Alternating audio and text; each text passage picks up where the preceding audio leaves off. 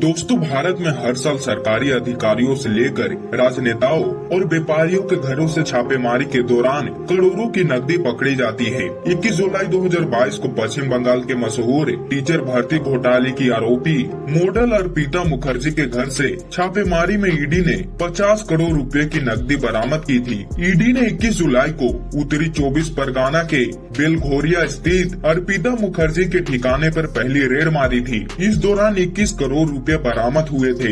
इसके बाद एक और ठिकाने पर भी रेड मारी। इस दोनों छापे में ईडी ने करीब 50 करोड़ रुपए कैश बरामद किए। इस दौरान नोटों को गिनने के लिए 4 कैश काउंटिंग मशीन लगानी पड़ी और 10 घंटों तक नोटों की गिनती का काम चलता रहा। ये कोई पहला मामला नहीं है। इससे पहले दिसंबर 2021 में कानपुर के इत्र कारोबारी पीयूष जैन के घर मिली 284 करोड़ रुपए की नकदी देख लोगों के होश उड़ गए। इस दौरान इंसान तो इंसान, मशीनें भी पैसे गिनते गिनते थक गई थी। नवंबर 2021 में कर्नाटक के कलबुर्गी में एक इंजीनियर के घर छापेमारी के दौरान पानी की पाइप से पानी की वजह करोड़ों के नोट बह निकले। अब दोस्तों, सवाल ये उठता है कि नोटबंदी और डिजिटल लेन देन के बावजूद लोगों के पास इतनी बड़ी मात्रा में ब्लैक मनी यानी काला धन आता कहां से है? और दोस्तों, छापेमारी में मिली इन नकदी का क्या होता है? ये पैसा किसके पास जाता है? तो दोस्तों, आज हम इस वीडियो में जानने वाले हैं। तो दोस्तों, वीडियो में आगे बढ़ने से पहले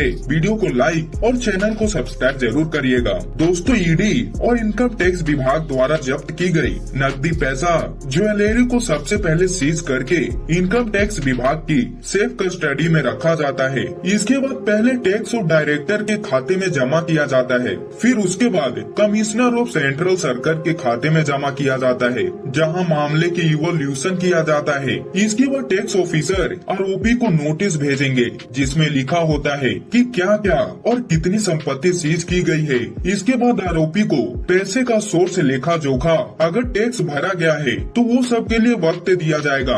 अगर आरोपी के घर में मिली गई रकम एसेट ब्लैक मनी न होकर व्हाइट मनी है, उस पर टैक्स भरा गया है, वो टैक्स या जीएसटी रिटर्न्स में घोषित एजेंट है, तो उन्हें ये साबित करना होगा। उसके बाद आरोपी द्वारा जवाब दाखिल करने के बाद इस बात की जाँच की जाती है कि पैसा वाकई में डिक्लेयर्ड इनकम है या नहीं, मतलब टैक्स भरा गया है या नहीं भरा गया है। जांच के बाद आरोपी द्वारा दाखिल किए गए डॉक्यूमेंट्स वेरिफिकेशन किया जाता है। जांच और असेसमेंट में परिणाम अगर आरोपी के हक में है तो फिर वो पैसा वापस पाने के लिए अपील करेगा। अगर विभाग ने उसकी अपील वैलिड नहीं मानी तो फिर उसके पास इनकम टैक्स अपीलेट ट्रिब्यूनल में अपील करने का मौका होगा। अगर यहाँ भी सुनाई नहीं हुई तो हाई कोर्ट या सुप्रीम कोर्ट का दरवाजा खटखटाने का अधिकार है, लेकिन कोर्ट से फैसला आने में वर्षों लग जाते हैं। इस दौरान टैक्स अधिकारियों के पास भी आरोपियों के खिलाफ अपील करने का मौका रहेगा। दोस्तों, एक्सपर्ट शैलेंद्र कुमार का कहना है कि टैक्स विभाग को छापेमारी में जो भी रकम मिलती है उसे डिपार्टमेंट अपनी कमाई मानेगा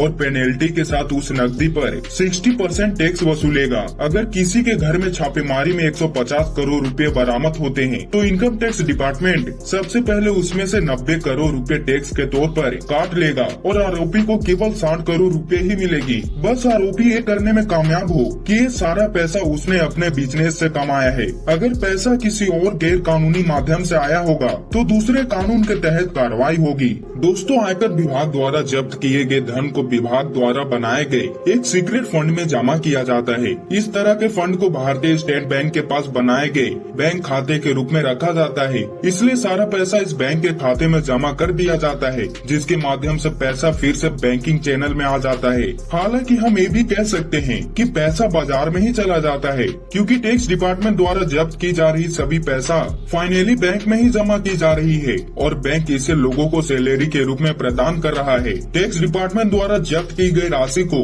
अंत में केवल इलेक्ट्रॉनिक मनी फॉर्म में रखा जाता है, क्योंकि वो पैसा फिर से बैंक के ग्राहकों को डिलीवर की जाती है।